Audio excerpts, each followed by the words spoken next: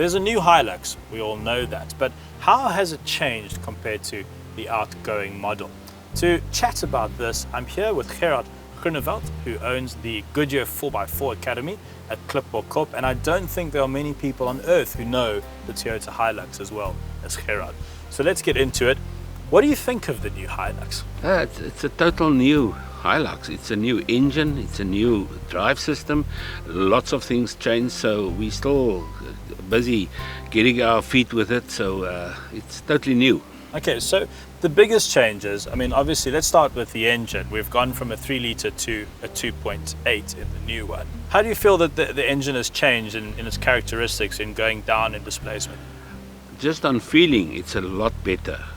Much more power, smooth, and with a new 6-speed gearbox, just gives you much more space to work with. And it's better fuel economy. That is quite important, I suppose, as well. But when it comes to reliability now, do you think the new Hilux is going to be able to keep that reputation up? I think so. I'm trust so, but it still has to prove itself. But I mean, looking on the history, it's kind of logic. It's going to be like that. Yeah. I mean, you said something to me earlier. It's boring but bulletproof.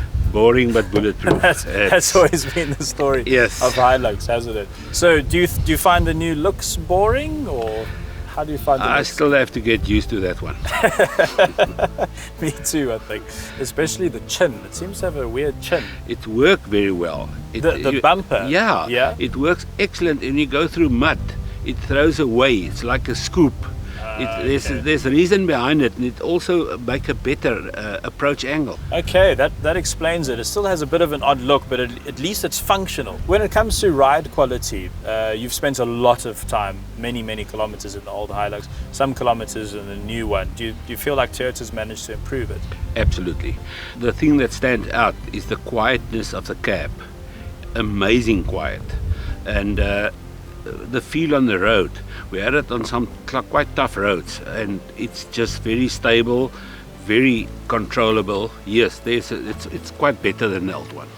Towing capacity, has that gone up? It's gone up by a huge margin. The old one was a bit of a joke. I mean, it was such capable vehicle, but because of a legal paper, we was not allowed to tow. The new one, I think, is just in line, and just open up so much more opportunities for us with our horse boxes, boats and trailers and things like that. Yes. When it comes to sort of earning your trust in a vehicle, the old Hilux seemed to do that very well. Where does that trust come from? How did it earn that trust? Many miles alone in Africa, way out in the outback, and I have to say a good company that backs you up as well. That's the two things go together. In terms of 4x4 capability?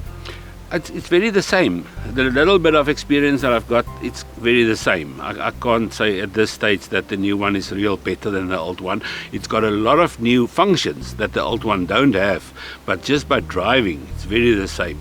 The downhill assist and those kind of things was not in the old ones. We use our feet with brakes and things like that.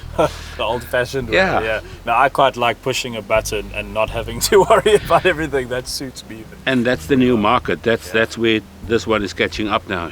Yeah. A huge improvement for me is the interior.